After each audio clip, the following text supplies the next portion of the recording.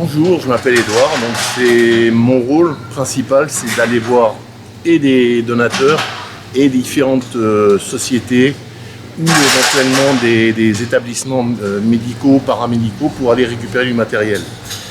Le matériel, c'est du matériel qui est réformé mais qui est en très bon état. Il vous suffit de regarder. On le reconditionne s'il le faut et on l'expédie dans les camions, comme vous allez voir un petit peu après. On a fait des demandes aussi sur du matériel chirurgical ou parachirurgical, c'est-à-dire des pousse-seringues, du matériel des électrocardiogrammes, des échographes et du matériel qui sert pour les interventions chirurgicales en orthopédie.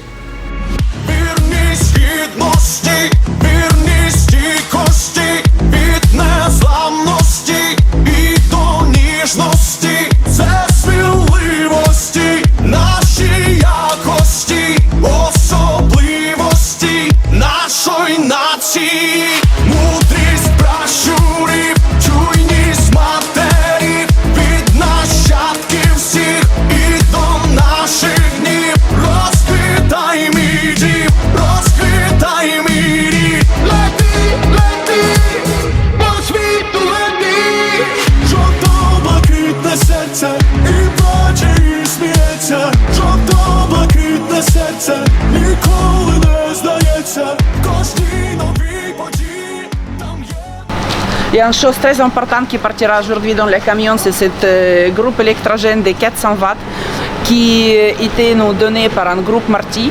Ce groupe électrogène en état de fonctionnement, en très bon état, qui a eu que 2000 heures de fonctionnement. Donc elle va partir à ville de Boutcha. C'est une commune près du Kiev qui était énormément touchée en 2022 lors des invasions russes en Ukraine. Et cette station elle va servir à propulser l'eau dans le système de chauffage des communes.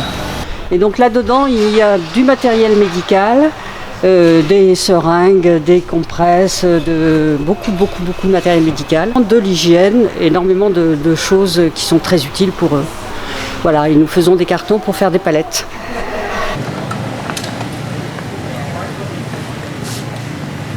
On a différents partenaires. Alors on a évidemment le grand groupe OC Santé qui regroupe pas mal de cliniques ici sur Montpellier.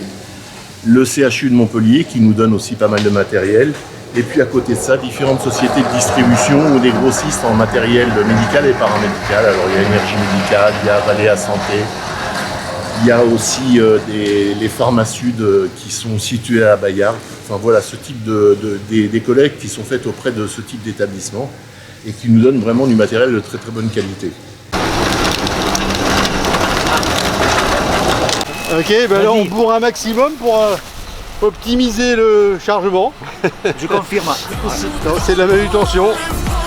Voilà.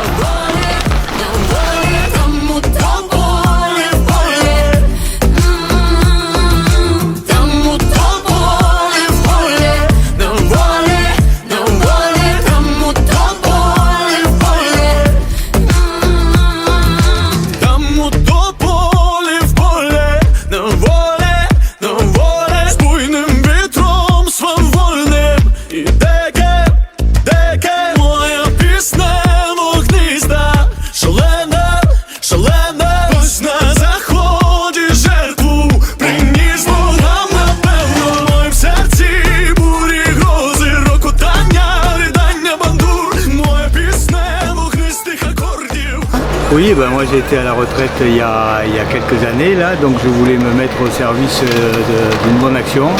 Et ben, je trouve qu'aider un peuple en guerre, surtout quand il y a des civils qui sont massacrés tous les jours, c'est vraiment une priorité. Et j'ai trouvé une association, une équipe sympathique et voilà, ben, ça me fait très plaisir de mettre mon temps libre au service des autres. Et moi c'est Manu, bon, je suis arrivé un peu tardivement sur l'association, mais bon, voilà, je fais souvent le singe dans le camion, j'aime bien ça. Je m'appelle Dominique, je suis d'origine ukrainienne, alors je me sens un petit peu pas obligé, mais voilà, de participer hein, quelque part pour aider ma famille qui est encore là-bas, quoi. Voilà.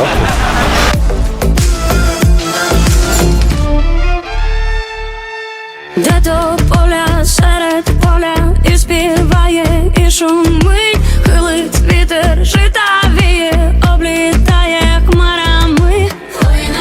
Простори які, любо мило землі, де не глянь колоски, та всі в сріблі, в золоті. On remercie énormément à tous nos bénévoles qui sont là avec nous depuis 2 ans et demi et qui ne lâchent pas, qui donnent tout le temps pour aider l'Ukraine. Énorme merci et bien évidemment à tous nos partenaires à Marché des Gares, grâce à qui on a cet dépôt pour stocker les dons. Et aussi un grand merci à transporteur Clovis qui nous aide et qui nous met à notre disposition des camions gratuits chaque fois qu'on a besoin d'aller chercher les dons.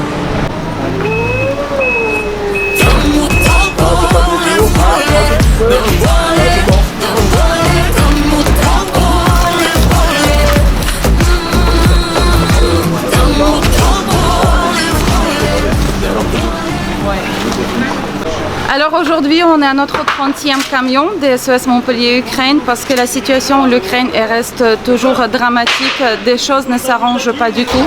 Au contraire, c'est son pire parce qu'aujourd'hui, l'ennemi il essaye de toucher le pays de l'Est du pays. Côté de l'Est du pays. Donc tout récemment, rien qu'hier, ils ont bombardé une maison de retraite. Donc les cibles principales en Ukraine, c'est des crèches, des maternités, des hôpitaux. En fait, c'est que des structures civiles et bien sûr des structures énergétiques. Comme l'hiver arrive, c'est extrêmement compliqué. Donc les Ukrainiens aujourd'hui, toujours besoin d'aide. Ils ont besoin des médicales, des paramédicales, de la nourriture, des couvertures chaudes, tout ce qui peut permettre de passer l'hiver, de survivre. Ils ont besoin de votre soutien, du cœur aussi bien évidemment. Il n'y a pas que le matériel, mais sachez que s'il n'y a pas de matériel, s'il n'y a rien, ça va être difficile.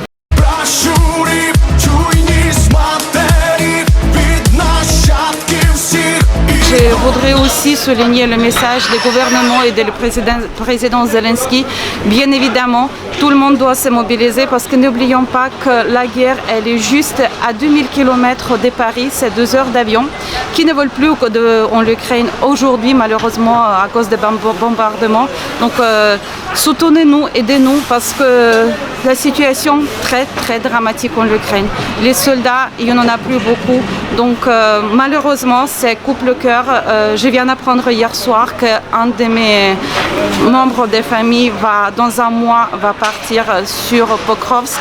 Là où situation tragique, très tragique, où on perd beaucoup d'hommes et tout ça parce que nous manquons des armes. Donc nous ne le ferons pas, mais je demande à tout le monde de nous aider, soutenir néanmoins en paramédical et en nourriture. Et bien sûr, le gouvernement français doit bouger et pas que français, européen aussi, parce que le monde est en danger.